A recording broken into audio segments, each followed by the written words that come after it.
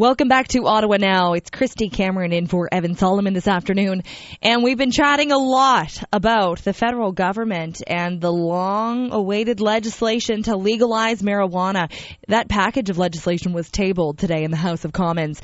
And we're going to get reaction in just a moment from Dana Larsen, the director of Overgrow Canada and of Sensible BC. He's on the line, and we're going to get his thoughts on this legislation. Does it go as far as he had hoped it would? But first, let's dip in right now to a news conference that's happening live. We're getting reaction from the NDP. Here's health critic Don Davies speaking live right now. Thousands of Canadians get criminal records. So there's just one example of the cost of waiting. Yeah, and if I can add to that, I just think it is sincerely unfair for Canadians to have to continue to wait because, yes, the date of July 2018 has been floated, but if you look at the coming into force provisions of this bill, it's still set by a governor and council. And you look at Section 8 of this bill, it pretty much mirrors what the NDP has been calling for all this time. The Prime Minister is very fond of saying the law is the law, but in previous iterations, he's also mentioned how unfair it is for our criminal justice system to keep on prosecuting and punishing Canadians for something that's going to be legal. And I just think it's the doublespeak of this government. On the one hand, they're promising legalization because they want to see the end of a prohibition regime that causes so much harm. This is the Canadian state causing far more harm to Canadians than the drug does, because you have to remember the effects of a criminal record can last throughout one's life. It can affect their employment, their ability to travel, even their ability to rent an apartment. And so this is a question of fairness. I think the provisions of this bill could have easily been adopted as an interim measure when the Liberals first came to power. That was 18 months ago. But we're going to wait at least another 15 months. And that's the point that I really want Canadians to understand, how sincerely unfair this is that the Liberals are not taking any action on the prohibition and punishment front. That is the NDP's justice critic speaking there, Alistair McGregor. Before him, you heard the voice of Don Davies, the NDP's health critic. Now, they're talking there about how they feel it's unfair to wait until next July. They also touched a bit on the strict penalties that are part of this legislation. The new legislation really has some intense penalties for people that don't follow the rules. So if people exceed the personal limit of marijuana, they could face up to 14 years in jail. They could also go to prison for 14 years for giving or selling marijuana to minors. So they're really clamping down on that, as well as impaired driving in this bill. To get reaction now, as I promised, we do have Dana Larsen on the line, the director of Overgrow Canada and of Sensible BC. Good afternoon. Hey, good afternoon. Thanks for having me. You heard there the NDP health critic and the justice critic giving their concerns about this. What's your reaction to this long-awaited bill tabled today? Well, there's some good things in there, and there's some positive things that I'm happy about, but overall, it doesn't go nearly far enough. There's a lot of flaws in this legislation, and certainly the idea that we're going to continue arresting Canadians for possession or personal cultivation for the next year or longer, I think is really inappropriate and disappointing. Okay, so that's one thing, the NDP just touched on briefly there in that live news conference. I want to get your reaction to the strict penalties here. Up to 14 years in jail for illegal distribution or sale. Tough new penalties, up to 14 years if you're caught giving or selling marijuana to minors. Do you like that? Do you agree with that? Well, obviously, I think that's far too extreme. If you sell alcohol to a minor, it's against the law, and you can get a fine in most provinces, and that's about it. The idea that we're going to keep treating cannabis far, far more strictly than we do alcohol is quite disturbing to me, and I really hope that the courts will help us defeat some of these bad aspects and get some of these numbers changed, because 14 years for that's on par with violent crimes and things like that should really be treated much more severely. I don't think the penalties for selling cannabis to a minor should be any different than selling alcohol to a minor. If anything, they should be lower. Okay. Let's talk a bit about the actual quantity of marijuana. So the legislation would allow adults 18 and older to legally buy and cultivate a limited quantity of marijuana. So people over 18 can have up to 30 grams of dried cannabis and up to 4 plants for personal use at home. What do you think about the confines of that or the limitations on it? Well, 4 plants is a lot better than 0 plants, and so I applaud that they're allowing Canadians to grow some cannabis at home. The plants are supposed to be limited by to 100 centimeters. How they're going to confirm that, I don't know. Are they going to have inspectors that go around to everyone's houses with a yardstick and measure how tall their plants are? I also, from what I understand, they're leaving all the other penalties in place. So Stephen Harper's 6-month mandatory jail sentence for growing 6 plants, as far as I can tell, that's still in place. So 4 plants are allowed, 6 plants, 6 months in prison. That also seems bizarre to me. We don't have these kind of limitations around alcohol production at home. And while maybe they should have some penalty for growing more than the allotted amount, these really severe punishments accompanying this really just seem far too extreme. Okay, up to 30 grams. You know, really my initial reaction was, looking at that, I said, well, actually, that's a lot of pot. But then we thought about it, and I made this sort of comparison to one of my colleagues here, Graham Richardson, because he said, think about how many joints that is. And I said, well, think about how many bottles of alcohol you have in your home. You have them there. It doesn't mean you're drinking them all at once. So I thought that was kind of interesting. And so I'm also not really sure how they're going to deal with extracts and things like that. Are you also allowed to have 30 grams of hashish or 30 grams of extracts? Because those are quite a bit stronger.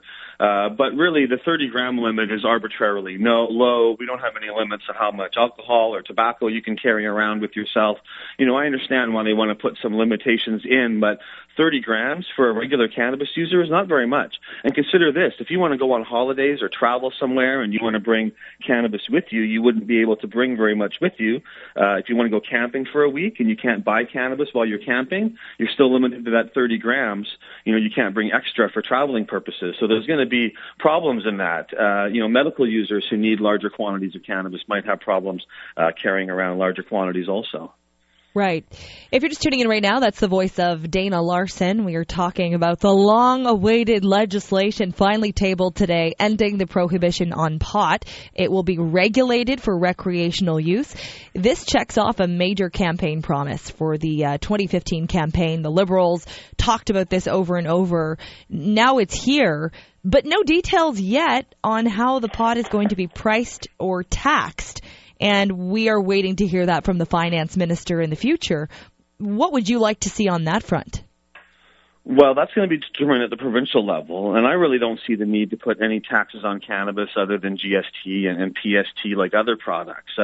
There's no need for a harm tax or a sin tax because cannabis simply isn't harmful, certainly not compared to alcohol and tobacco, which cause a lot of damage in society. Some might argue that cannabis is even beneficial for users when used in the proper ways and the proper amounts. So if they put a high tax on cannabis, that's going to perpetuate the black market and the underground market. You know, I run dispensaries, and I always say if they want to close every dispensary in Canada, it's easily done. All they have to do is make legal cannabis $1 a gram, and that'll end our business model. We wouldn't be able to compete, but I don't think there's a lot of interest in doing that. What does concern me more than the pricing is who can grow commercial cannabis, because the federal government is keeping that power entirely to themselves. So unlike alcohol, where provinces can give out liquor licenses to brew and produce beer and wine and alcohol, the provinces won't have that power. It'll all be centralized under the federal government, and there's a real concern that these permits will be limited to the political friends of Trudeau and the Liberals. As you say, the provinces have a lot to work out here. There is a lot ahead and a lot to do to ensure an orderly transition. One of the things that's interesting to note is that 18 is what the federal government says, but it is up to the provinces, right? So British Columbia may end up having a different age for this than, say, Ontario. How do you think that's going to pan out? Well, I'm expecting provinces to end up with the same age limits they have for alcohol. That, to me, just seems like the easiest path of non-resistance for a province to go for. Any province that tries to put in a higher limit, I think, would face lawsuits and challenges, because it would seem very strange to me to live in a country where I can do every single thing as an adult anywhere in the country at the age of 19 except smoke pot. You can join the army and get shot at, you can drink alcohol, have children of your own, drive vehicles, but you want to smoke a joint, you got to wait a few more years. That would be very, very bizarre to me. But it is disturbing to me that we're in the middle or the beginning of an election here in British Columbia, and nobody's talking about cannabis here at all. The provincial leaders are avoiding the issue. It's one of our province's biggest industries, worth billions of dollars, and employs tens of thousands of people in our province. And legalization, if done improperly, could really damage that industry and that revenue and those jobs. And so I think it's incumbent for the BC election to include a discussion about cannabis and make sure that we do it right here for British Columbians. I want to chat briefly about the new impaired driving legislation. They've created 3 new offenses, and they are giving police the authority to require saliva tests for drivers that are suspected of being high. So if they see somebody who's behind the wheel, maybe they smell marijuana or the person has red eyes, they think something's off. If they suspect something is a little bit off, they can administer a test. What do you think of that? I don't like the idea of blood or saliva tests for cannabis, because there's no scientific evidence correlating a certain amount of cannabinoids in your bloodstream with a certain amount of impairment. Cannabis just doesn't work like that.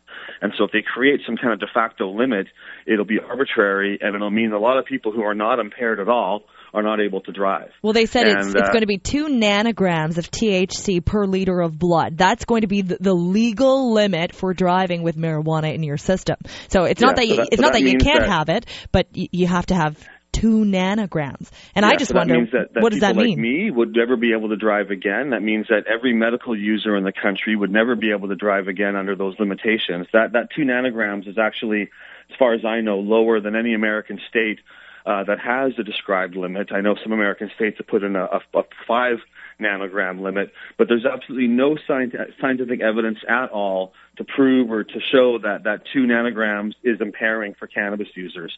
And what would that actually be? Can you give people an idea of what that would be for somebody like you? What is 2 nanograms? Is that smoking a puff of a joint? Is that a quarter of a joint? Like, what does that actually look like? And if you smoke pot on Saturday and you get in your car on Monday, you're more than likely to have more than 2 nanograms of cannabinoids in your bloodstream.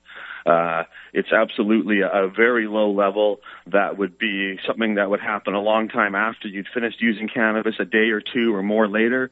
I use cannabis quite regularly. If I was to stop using cannabis entirely, I think it would be at least a week or more before we would see my bloodstream was down to under the point of the 2 nanogram level.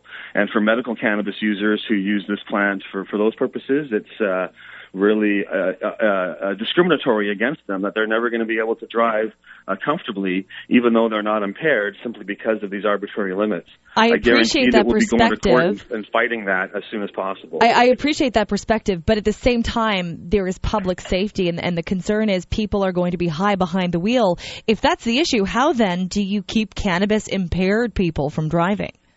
Well, the fact is we have hundreds of pharmaceutical drugs that can cause impairment and no breathalyzer or saliva test for any of them. What we do have is a warning label on the package saying don't operate heavy machinery, and then we have a system where we use roadside testing. You walk a straight line, you touch your nose, you count backwards. That's in fact what they do now with cannabis users in Canada. They have a system where you get a roadside test for impairment. As far as I know, that system works pretty good. The idea that cannabis is like alcohol and needs the same kind of treatment is simply wrong. Cannabis should be treated like cannabis, not like alcohol. Dana Larsen, thank you so much for your time this afternoon.